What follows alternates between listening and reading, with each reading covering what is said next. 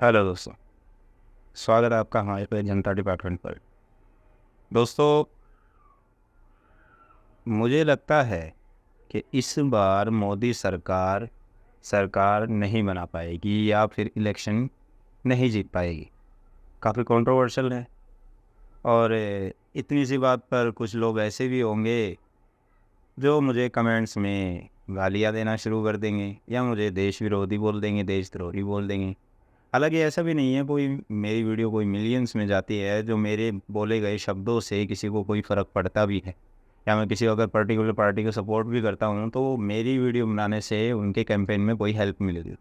But फिर भी कुछ लोग इस चीज़ को नहीं समझते हैं। जैसा कि मेरी पिछली वीडियो पर ही कमेंट आया था कि आजकल 12th फेल लोग भी यूट्यूब पर वीडियो बनाने लगे हैं। इससे पता लग रहा है कि देश में बेरोज़गारी है। एटलीस्ट आप ये बात तो समझ पा रहे हैं कि ट्वेल्थ पे लोग यूट्यूब पर वीडियो बनाकर अपना घर चलाने की कोशिश कर रहे हैं। बेरोज़गारी के बारे में तो आप कम से कम इतना समझ तो पा रहे हैं। खैर, आज का टॉपिक ये नहीं है मेरा। ये जो मैं बोल रहा हूँ कि अब की बार जो मोदी सरकार है वो पहले जैसा परफॉर्म नहीं कर पाएगी, उसके कुछ मेन रीज़न है जो आपको भी कन्वेंशनल लगेंगे। आप एक बार इस वीडियो को पूरा देखिए और आखिर में जाके ये बात समझिए या अपना फैसला लीजिए कि ये सही है या नहीं है। तो शुरू से शुरू करें तो देखिए, मोदी सरकार या फिर कहें कि बीजेपी सरकार में एक बहुत मेन जो पॉइंट रहा है, जब से 2014 से बीजेपी पावर में आई है और आज भी जो कैंपेनिंग चल रही है वो all and all Modi ji के ऊपर चल रही है। तो अगर मैं अपनी बताऊं तो 2014 से पहले मुझे पॉलिटिक्स में कोई इंटरेस्ट था ही नहीं। और आप लोग बताइए, आप खुद बताइए कि 2014 से पहले कितने लोग मोदी जी को जानते थे। एज ए गुजरात के सीएम कुछ लोग उनको मे भी जानते हो, पर जिस लेवल पर मोदी की लहर 2014 में आई थी उस लेवल पर, उससे पहले या उस लेवल पर बहुत कम लोग जानते थे। मतलब उससे पहले किसी को ये पता नहीं था कि नरेंद्र मोदी नाम का भी कोई सीएम है। आम जनता को तो कम से कम नहीं पता था। फिर आई मोदी लहर।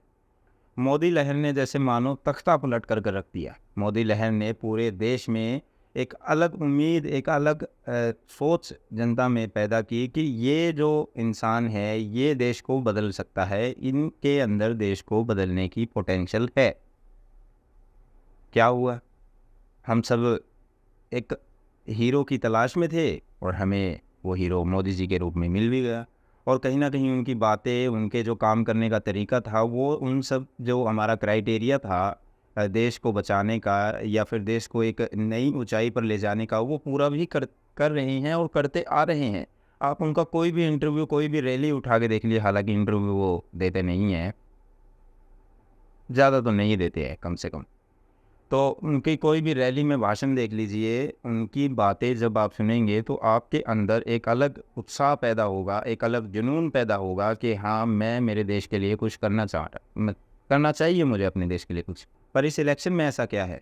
देखिए, 2014 में जब मोदी जी आए थे तो अपने साथ एक उम्मीद लेकर आए थे, अपने साथ एक होप लेकर आए थे आम जनता के लिए कि वो कुछ कर दिखाएंगे।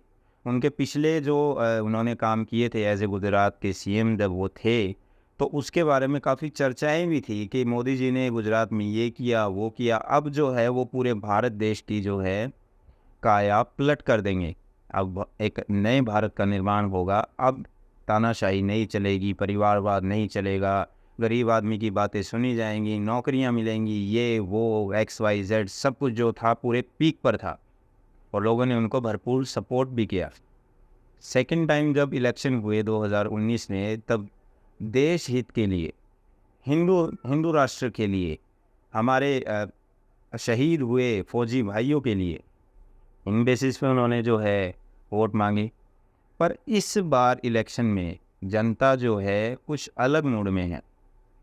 कैसे है? 2014 में उन्होंने कहा कि बदलाव लाएंगे, जनता ने यकीन किया। फिर उसके बाद क्या हुआ? नोटबंदी हुई, जीएसटी आई, लोगों को नौकरियां नहीं मिली। नौकरियां नहीं मिली, मैं कह रहा हूँ नौकरियां जो मिली हुई थी वो भी प्राइवेट कॉन्ट्रैक्टर के थ्रू मिलने लगी। 2019 में फिर वही बातें हुई।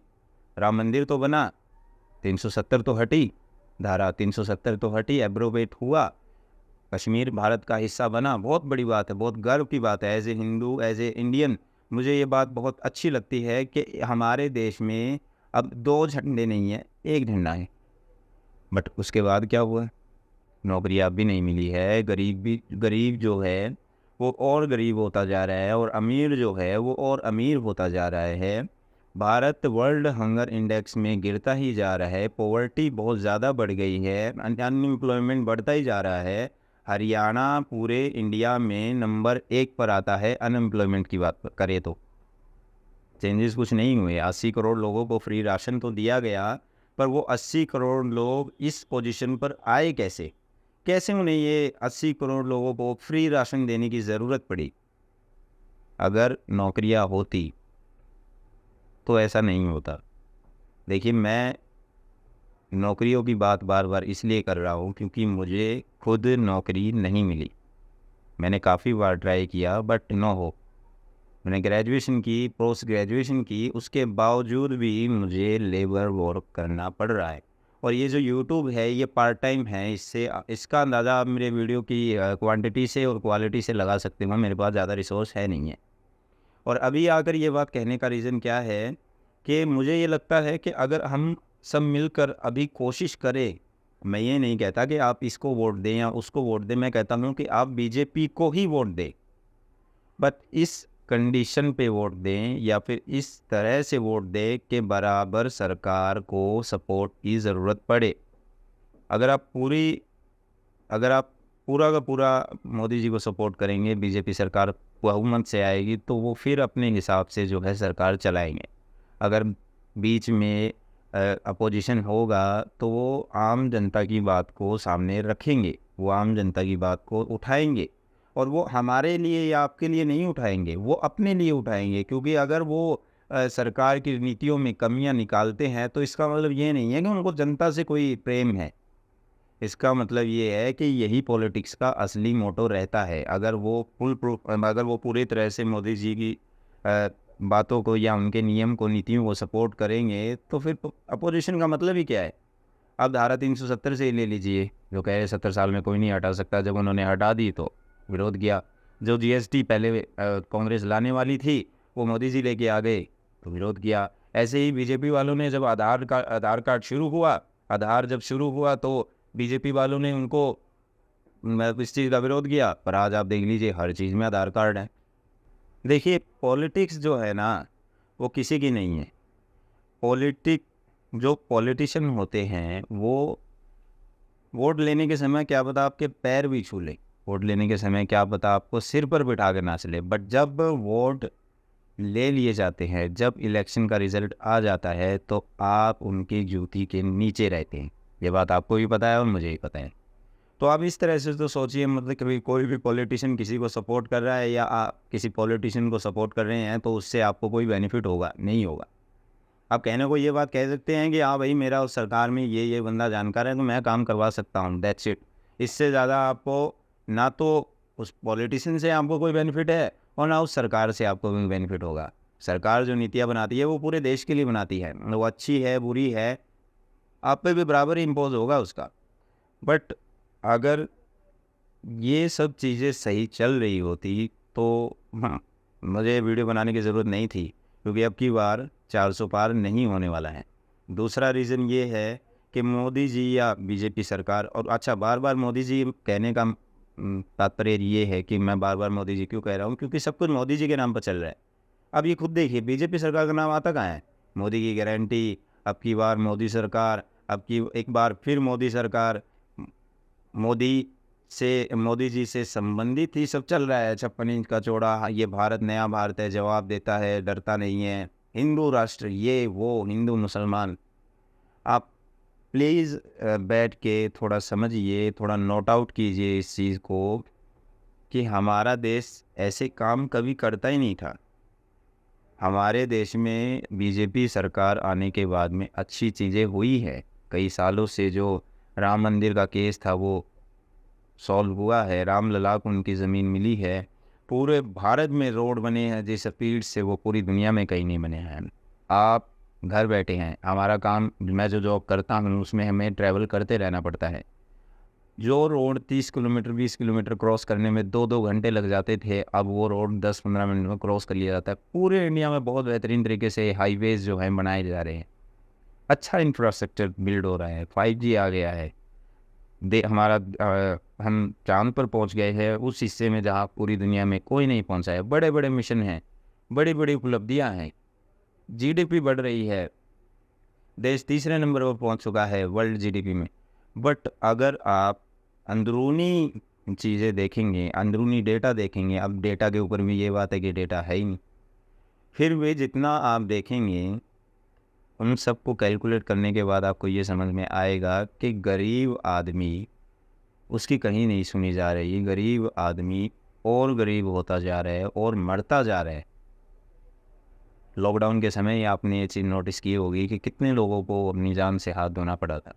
कितने लोग पैदल चलकर कितने-कितने किलोमीटर अपने घरों तक पहुंचने के लिए कोशिशें कर रहे थे। कोई सुविधा नहीं थी उनको ऊपर, कोई न्यूज़ चैनल नहीं था उनको कवर करने के लिए। कोई मीडिया पर्सन नहीं था जो सरकार से ये जाके कह सके कि भैया ये क्या हो रहा है, आपने लॉकडाउन लगा तो दिया, इसको प्रॉपर वे में कन्वे तो कीजिए। जीएसटी आ गई है, सही है, पर जीएसटी को सिंप्लीफाई कौन करेगा? नोटबंदी आपने कर दी है, अच्छी बात है, तो नोटबंदी को प्रॉपर वे में कन्वे करने के लिए आपने प्रॉपर स्टेप्स क्यों नहीं उठाए हैं? क्यों आज भी देश में अकेले सेंटर में 10 लाख पोस्टें जो हैं वो खाली पड़ी है?